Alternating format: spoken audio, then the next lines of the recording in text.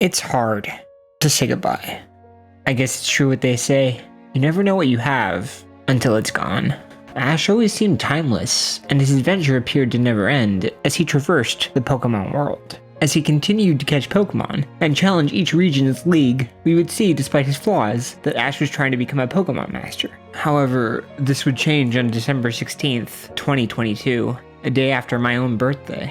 Ash Ketchum would be taking his leave after winning the Pokemon World Championship. As a kid in the late 90s, I couldn't escape Pokemon. It was everywhere. But I don't need to tell you that Pokemon Mania made up a large portion of pop culture in the late 90s and early 2000s. You've heard all that before, and somehow I managed to skip over the video games, despite the fact that my mother had asked me if I wanted a Game Boy. Now, I can't tell you why, but I simply said no. I did, however, involve myself with the card game. As a kid, I ended up pulling a holographic Giovanni's Persian, and while I have since lost the card, the memories of pulling it still reside within my mind, nearly after 25 years. And even more surprising is that my cousins and I took even greater enjoyment collecting the Burger King cards, something that I have more of a vivid memory of, to be honest with you. Despite all this though, the thing I most remember about Pokemon was its anime. In April of 1997, a little over a year after Pokemon made its debut, the animated series would air for the first time. The show would follow the main character Satoshi, or as he's known in America, Ash, as he journeyed the Pokemon world. In this adaptation, Ash obtains Pikachu as his first Pokemon, as opposed to the three starters of Bulbasaur, Squirtle, and Charmander. When deciding who would be the face of the anime, the creators had to make a decision and figure out who kids enjoyed the most. They ultimately decided on Pikachu, although at one point, Clefairy was considered as the role of mascot, oddly enough. Also joining Ash on his journey would be Misty and Brock, two of Generation 1's gym leaders. The two of them would act as guides and teachers for Ash, as well as commentators for the audience in certain Pokemon battles. And, as Ash made his way through the Indigo League, it would ultimately end in failure. Throughout the first season, Ash had been somewhat cocky and overly confident in situations that would ultimately lead him not winning first place in the Indigo League. But at the end of the day, this could be a lesson for kids, that no matter how good you think you are, you still have room to improve, and listen to the people around you. This was something Ash would not do when others around him insisted on teaching him the ways of Pokemon. Still, though, Ash would manage victory in the following season.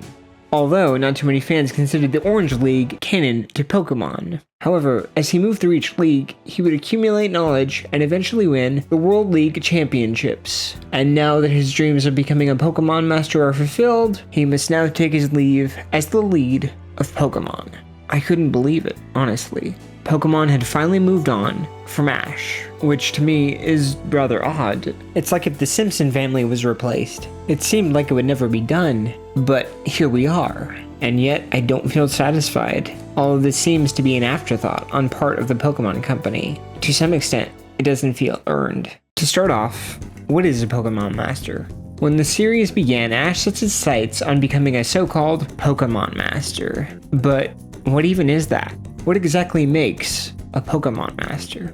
I don't even know. To me, it always seemed something out of reach for the young main character, something that Ash could always strive for, but never attain. Now, to be fair, there are characters like Cynthia and Lance who are considered to be masters, but I never understood fully how they obtained such titles. These were adults who had somehow become elites within Pokemon's world. Through time and rigorous training, they became so renowned as elites that the title of Pokemon Master was gifted to them. So maybe Ash could become a Pokemon Master after all. Still, he's never going to be the best, like no one ever was. And I'm a little sad about that. I thought by the time that his journey ended, Ash would be considered the number one in the world, the undisputed champion of all time. As it stands now, who says he won't be replaced as the champion in the coming years? I still feel the way he's become a master is a bit undeserved.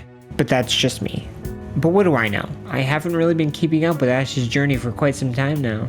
As a child, while I did watch Pokemon quite frequently, I found myself far more interested and invested in Digimon. I kept up with the show quite religiously, and got far more toys that were Digimon. But as I've gotten older, for one reason or another, I find myself becoming more and more nostalgic for Pokemon even though Digimon's anime is objectively better than Pokemon's. However, as an adult, I find myself wanting to relive all those precious moments with Ash that I had when I was a kid. I'll never forget the time Ash let Butterfree go, or that time the group got stuck on a cruise ship. And yes, I won't forget those damn jelly-filled donuts. But I think I truly left Ash behind after Master Quest. Once Misty left the group, I left Pokemon behind. To me, it would never be the same without her. But I still kept tabs on Ash's journey throughout the years. I even found myself watching a little bit of Diamond and Pearl on Saturday mornings. As the X and Y era was coming to a close, I heard murmurings that Ash was going to win the league, but it was not meant to be. Funny enough though, he would win the next one after that, even though it didn't seem deserved. And honestly, I thought we'd have Ash for several more seasons. With Ash slowly learning how to obtain victory through each league. I know I thought we'd be together forever, just like the song from Pokemon says, but it wasn't true. We all know the truth. We've all grown up now, and so we don't need Ash anymore. Those of us who watched Ash as a kid now have kids of our own. We've long since been adults for many years now. It's time to move on. Humans have too short a lifespan, and the day will inevitably come when we must say goodbye. However, the bond formed by friendship will not be broken, but rather carried on in a new form. There's no reason to be upset by this. Time flies by in an instant, and life passes by like a dream. So, you must be happy in the present. And I know it's hard, but let me give you a quote from Winnie the Pooh of all things. How lucky I am to have something that makes it so hard to say goodbye. And even though it's nearly 25 years too late, I have one more thing to say to you. Thank you. Thank you, Brock. Thank you, Misty. Thank you, Pikachu. And thank you, Ash Ketchum. Goodbye, old friend. And congratulations.